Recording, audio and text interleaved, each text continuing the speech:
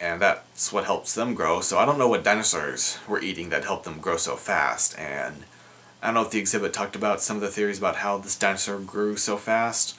They may have, but I think that's certainly an interesting thing to talk about. Would be something interesting to pursue and follow, and I think this shows, very importantly, the importance of information, because I once had this stupid idea, this very, very stupid idea, because, you know, I'm an idiot, you know. But anyway, I had thought that that there was kind of this hiccup in T-Rex ontogeny. It kind of pertained to whether Nanotyrannus was a valid genus or not, because Jane was like the most complete juvenile I had known for a long time, until they started building, the LA Museum started building theirs, and she's about 20 feet long and estimated to be 1,100 pounds.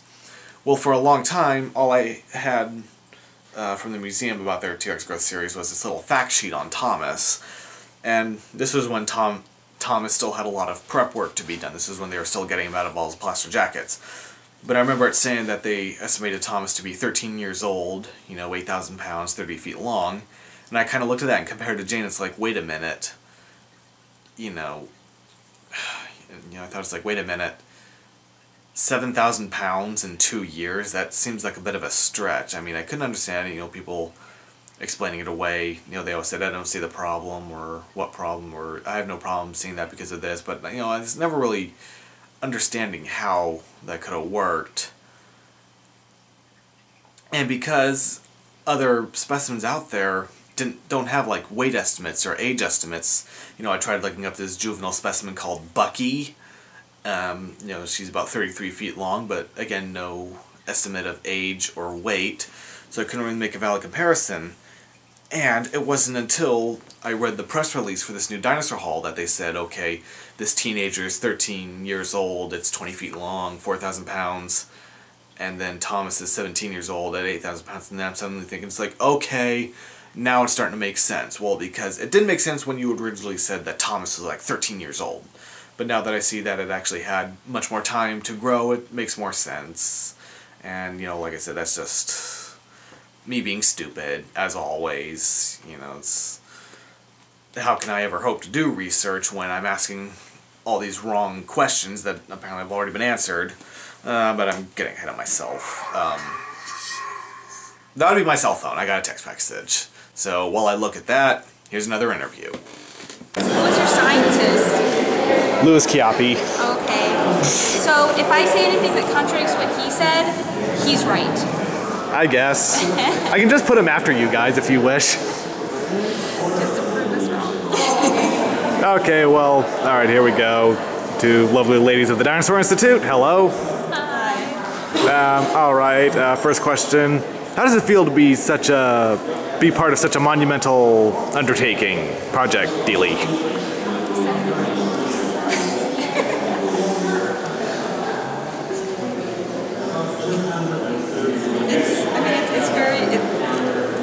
I'm speechless. It's incredible to be part of a project, to be involved in so many different parts of something like this. I helped excavate Thomas, I helped photograph and document all of the different bones. I've helped to work on interpretive graphics, and now to see him standing in front of me right here is absolutely awe is the overwhelming feeling. I'm incredibly lucky and fortunate. Yeah, Doyle said he was on top of the world. I feel very fortunate. Yep. Good timing for me, because I came on, Stephanie worked for a few years for the Dinosaur Institute, kind of before this whole thing got off the ground, and I got a job because the exhibit was really starting to take off, so there you go, to fix the economy. Yeah. Science creates jobs. Science, nonprofit industries, all great for jobs, so the government should continue to fund them. It feels, like Stephanie said, I mean, it's just sort of unbelievable to have had so much interaction with everything that is now here in this physical space, to have had so much interaction before it existed. So the bones are disarticulated in the collection. The graphics haven't been developed. The content is just an outline, an intellectual framework, and to work on that for years and actually see it come to life is pretty unbelievable. It's unbelievable that it actually happened, that we actually got here. And I also feel a little bit possessive because it feels like an exhibit.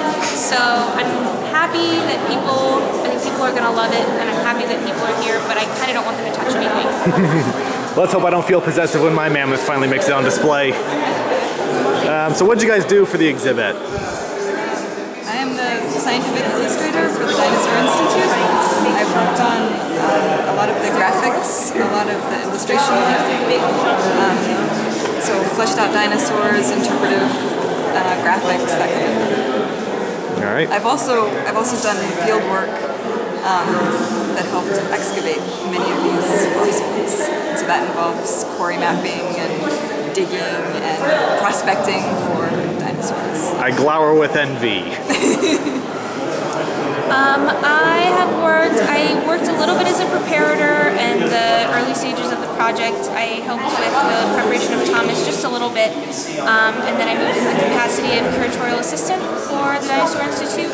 And my role has been really being kind of Luis's assistant with everything, assisting him with everything that he does. I've been very involved in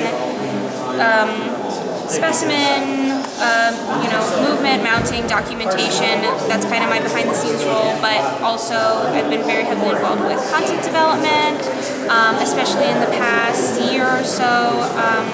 I've been pretty involved with graphics, bringing the graphics and the content together. So yeah, a little bit of everything, and sort of in the content logistics area. Paige is a steel trap of information, and she can recite the specimen numbers of every single dinosaur in here by heart. You're telling him that, except that we were both here until 3:30 last night while they were trying to finish up this exhibit for you guys. So And then they dragged you here. So right now my steel trap is... We're already here. Your steel trap is rusting? My steel trap is maybe like a dust pile trap, but tomorrow I'll know everything. All right. And finally, the mind-melting brain teaser that has challenged the greatest minds of the Dinosaur Institute. What is your favorite specimen? Favorite specimen? Am I allowed to say Thomas, or is that cliche at this point? Well, isn't he Mr. Popular? I think Thomas is definitely the specimen that I have the most intimate knowledge of. So I'm gonna have to say Thomas. It's an absolutely incredible fossil. Just amazing to stand in front of at this point with the exhibit complete. All right. I think that my favorite specimen is probably the Triceratops, and the one in the other room when you first come in the exhibit. And the reason for that is that when we first started installing the dinosaurs, the first dinosaurs we had in here were the 3 T-Rexes here, and then the Triceratops in the other room, and one of the marine reptiles. And the Triceratops just, when it had that space all to itself, not that I think it's overwhelmed by the Mamenchosaurus, but when it had that space all to itself, we didn't have the glass up for a long time. When we were doing fabrication, you could get up really close to it. And I got to see that specimen go from some of the bones were in storage and really, really badly conserved at that point, and the skull was, I didn't help dig it up. You were there with the skull. I didn't help dig it up, but I saw it completely encased in plaster, you know, it hadn't been worked on before. And it's just a really cool specimen. It's really big, its skull is really big, it's really well preserved, and I think the mount is also beautiful. Alrighty then. Thank you very much. I'll send you a link. Cool, thank you. Alright, I've been jabbering about some of the specific specimens in the exhibit. What do I think of the exhibit overall? Like I said, I think it's really cool, just all the raw fossils that they've been able to bring out, and these wonderful specimens that they've mounted, some of them remounted from the old hall. As like I said, I'm a big fan of Mamenchosaurus finally having the right head on it. But overall, it's obviously the museum's approach has been what would fossil halls look like in the 21st century, or at least what would a museum look like in the 21st century? And I think this kind of modernist aesthetic it seems to work more for the dinosaur hall than the mammal hall. I don't know, it seems like at least the bottom portion of the mammal hall just kind of has this sort of sterile, sleek iPod feel to me, kind of. I mean, yeah, the mammals are kind of mounted on what looks like something you'd pave a little walkway through your backyard with, these little paving stones, and just didn't really register for me, because I guess because it's easier for me to envision these mammals as living animals, probably because many of them do have modern analogs. I guess I just want to see them in something more of a natural environment. I mean, I don't mean like kind of like create a diorama type thing, but just something that kind of livens it up a bit. Just put them on kind of like a little patch of dirt with some grass or plants, or just coming out of the wall, have a little vine or moss covered branch with a little model of a primate on it. That sort of stuff. But I think, like I said, this modern aesthetic, it seems to work more for the dinosaur hall, maybe because, I mean, it seems like they put more effort into the dinosaur hall than the mammal hall. And I just can't explain it. I just think it works more, especially because most of these dinosaurs, they're up on these pedestals. They're still a bit far away, but there's no glass. And not only is that good for taking pictures, you don't have to worry about pictures, but because you can really get a feel at the size and breadth of these animals, because again, you can't do that with the mammal hall. They're all kind of stuck behind glass or railings, kind of up against walls and stuff. You don't get the same 3D exploration of the mammals as you do you don't get the same 3D exploration of the mammals as you do with the dinosaurs, except maybe the marine mammals that they have hanging from the ceiling. And, again, the science, I didn't get to see too much, as I didn't get to enjoy the exhibit. But they do have a lot of stuff explaining how they do their research into dinosaurs and how we know what we know, like an exhibit on ontogeny. They had an exhibit on pathologies, because I love pathologies, paleopathologies, because they tell a story. They record an actual event going on in that animal's life or even death.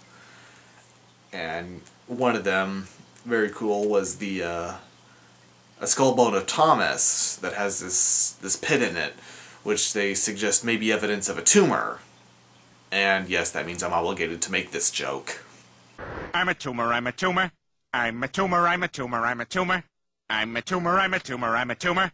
Oh, I'm a tumor.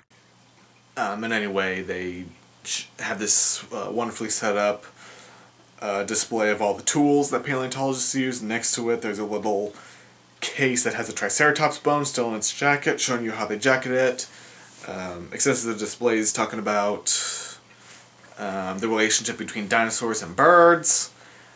And throughout the exhibit, it doesn't have quite that sleek, like I said, that sleek, sterile look that the mammal hall has, because many of the walls have these big, beautiful murals on, these sweeping murals of dinosaurs, and they even have this big one of emus, again, harkening back to the relationship between dinosaurs and birds, and also, it asks that big question, what happened to dinosaurs? Well, technically they're still here, at least their descendants are, the birds. And I was looking at these, and these are